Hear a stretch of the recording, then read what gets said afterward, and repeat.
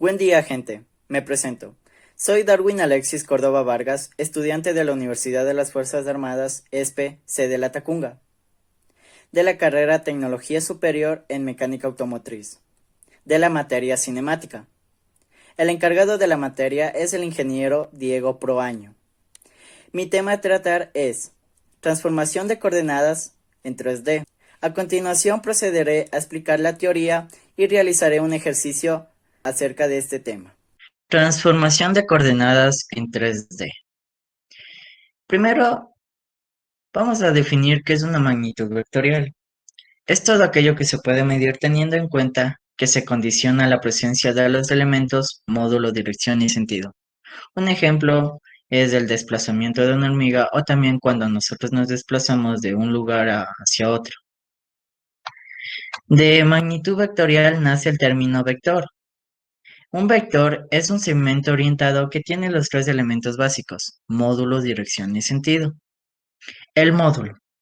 El módulo es la longitud del vector, tamaño del vector.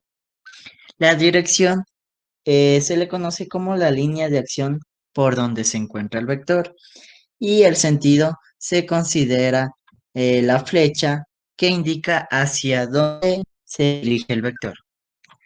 Existen diferentes formas para representar un vector, como son en coordenadas cartesianas, angulares, geográficas, cilíndricas y esféricas. Bueno, ahora lo que voy a hacer es realizar un ejercicio de transformación de coordenadas en 3D. El enunciado nos dice, dado los vectores A, que es el punto inicial, 5,8, -4, y el punto final B, que es -3,4,7. Nos dice, encuentra el vector en coordenadas naturales, angulares, geográficas, cilíndricas y esféricas. Aquí he puesto una serie de opciones y yo he subrayado que las respuestas correctas es 1 y 3 y lo vamos a comprobar. Como sabemos, nos da dos puntos, punto inicial y punto final, para lo cual voy a utilizar el programa GeoGebra para graficarlo. Al poner los dos puntos, punto A y punto B, y al realizar la unión de A y B mediante la opción vector, nos da origen a un vector.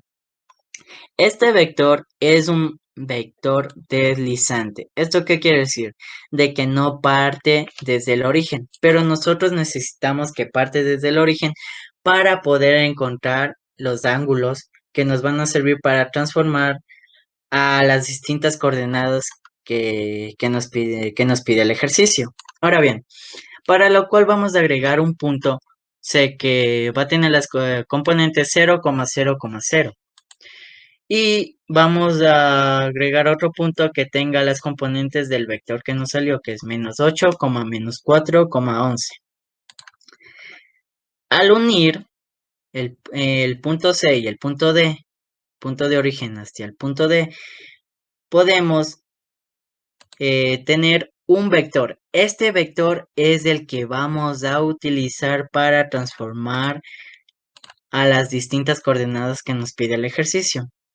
Ahora bien, para encontrar las coordenadas naturales, podemos definir de que tenemos que realizar la resta entre el punto final menos el punto inicial. El punto final es B y el punto inicial es A, por lo que procedemos de realizar la resta. -3 menos 5i nos da -8i. 4j menos 8j menos 4j. 7 menos 4j, menos y menos nos da más. Por lo tanto, 7k más 4k nos da 11k. Esto en unidades. Por lo tanto, podemos definir de que este vector es la coordenada natural o cartesiana. Ahora bien, ¿cómo podemos transformar a coordenadas angulares? Lo que vamos a necesitar es el módulo del vector, el ángulo alfa, el ángulo beta y el ángulo gamma. Cabe recalcar de que el ángulo alfa es el que va desde el eje de las x positivas hacia el vector.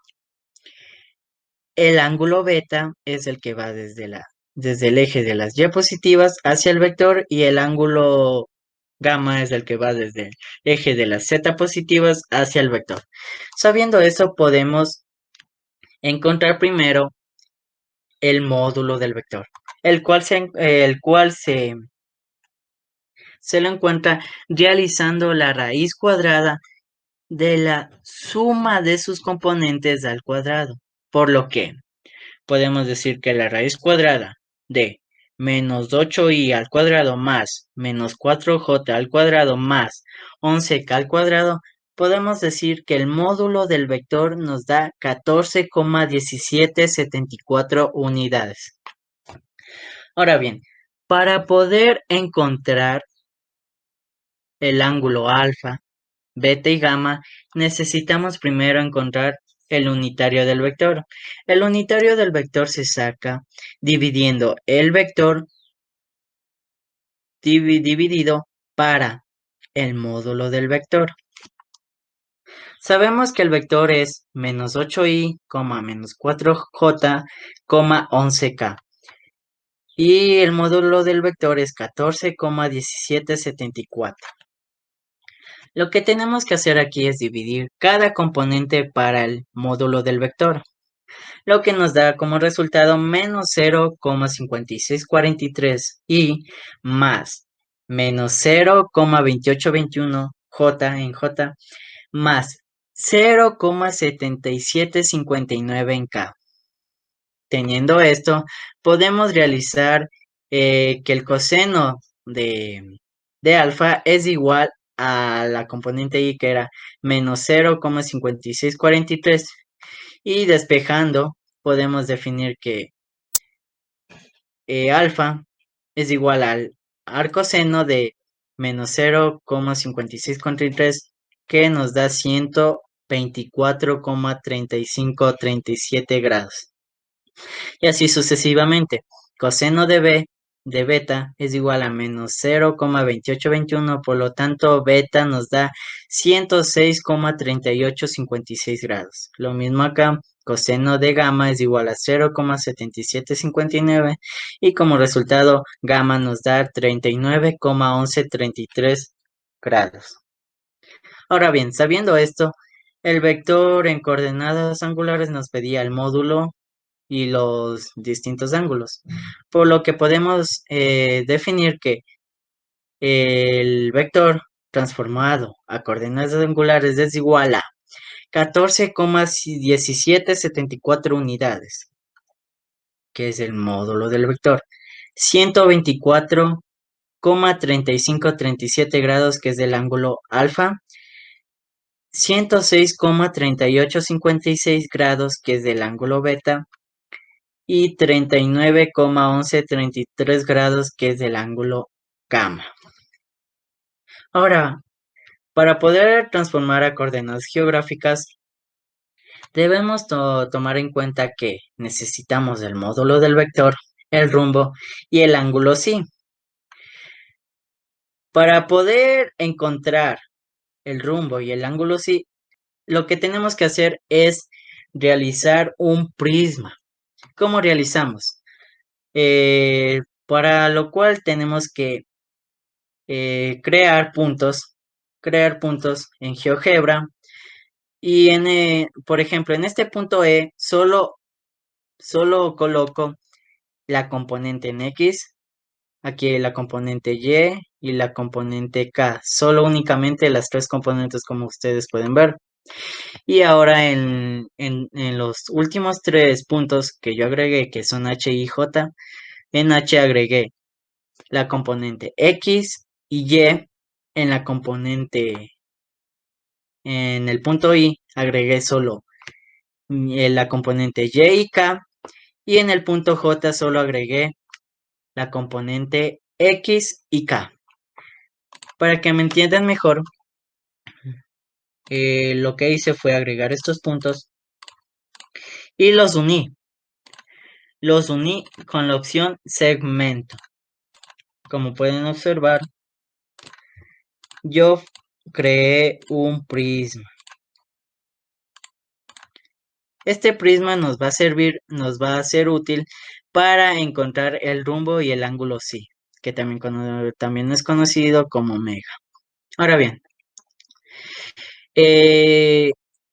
podemos podemos trazar un triángulo, este triángulo que ustedes pueden ver, el cual nos va a dar el ángulo teta. El ángulo teta es aquel que va desde el eje de las X hacia la proyección XY o también conocida como R. Ahora, graficamos este triángulo y lo podemos definir así, de esta manera. XY, YJ y la proyección. Ahora bien, para encontrar el ángulo teta, lo que vamos a usar es la función trigonométrica tangente. Tangente del ángulo teta es igual al cateto opuesto sobre cateto adyacente, YJ sobre XY. Teniendo en cuenta esto, ya podemos encontrar el ángulo teta, por lo que tangente del ángulo teta es igual a -4, que es la componente Y, sobre -8, que es la componente en X. Ahora bien, realizando el despeje podemos definir de que el ángulo teta es igual a 26,5651 grados. Y podemos definir aquí en este gráfico que el vector está entre el sur y el oeste. Definiendo esto podemos decir que el rumbo es sur 26,5651 grados oeste. Ahora bien, vamos a ahora encontrar el ángulo psi. Lo formamos con este triángulo. Con este triángulo. Podemos decir que el ángulo psi parte desde la proyección hacia el módulo del vector, ¿verdad? Y lo podemos graficar aquí. Podemos decir de que zk, el módulo del vector, y xy, que es la proyección, y aquí este es el ángulo psi.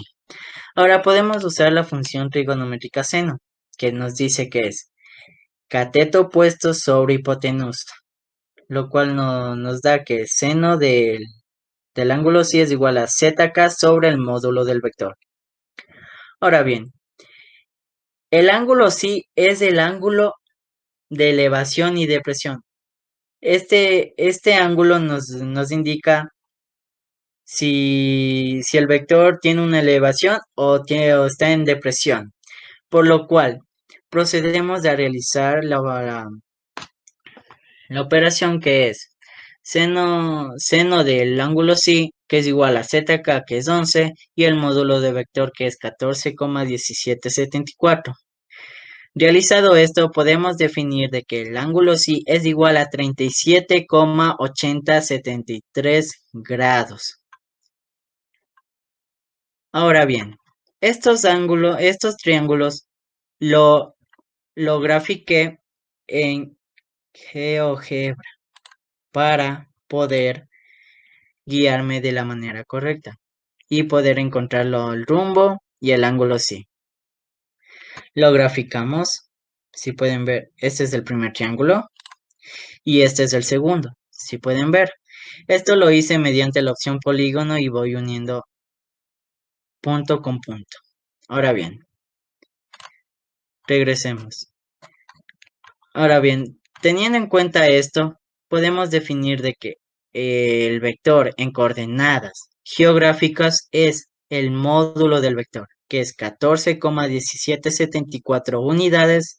El rumbo, como pudimos observar, el rumbo es sur, 26,5651 grados oeste, como lo pudimos encontrar aquí, y nos pide que también el ángulo phi. El ángulo phi es el que encontramos aquí. 37,8073 grados elevación. ¿A qué se refiere elevación? Cuando el ángulo psi es positivo, nos referimos a un ángulo de elevación. Cuando el ángulo phi es negativo, hablamos de un ángulo de depresión. Ahora bien, vamos a transformar el vector en coordenadas cilíndricas. Para las coordenadas cilíndricas necesitamos la proyección, que es XY o también conocida como R, teta 1 y la componente ZK. Ahora bien, la proyección XY o R se le obtiene mediante la raíz cuadrada de la suma de sus componentes al cuadrado, que es xy al cuadrado más yj al cuadrado.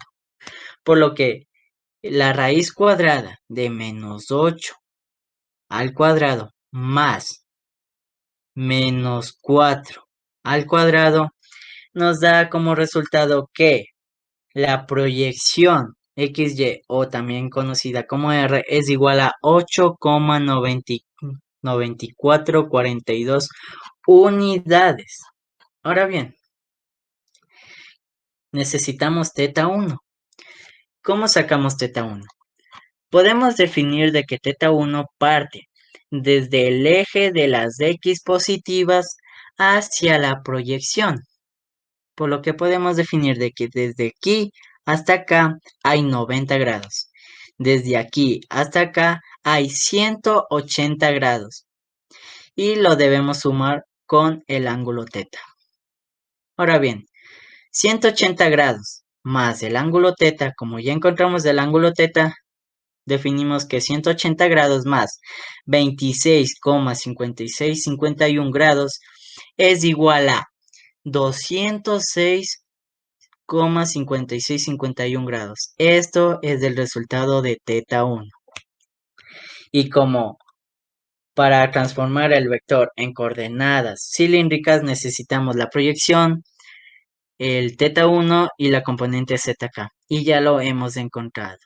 Por lo que decimos de que el vector en coordenadas cilíndricas es igual a 8,9442 unidades, que es la proyección del vector o también conocido como R, 206,5651 grados, que es teta 1, como lo pudimos encontrar aquí, y la componente ZK, que es 11.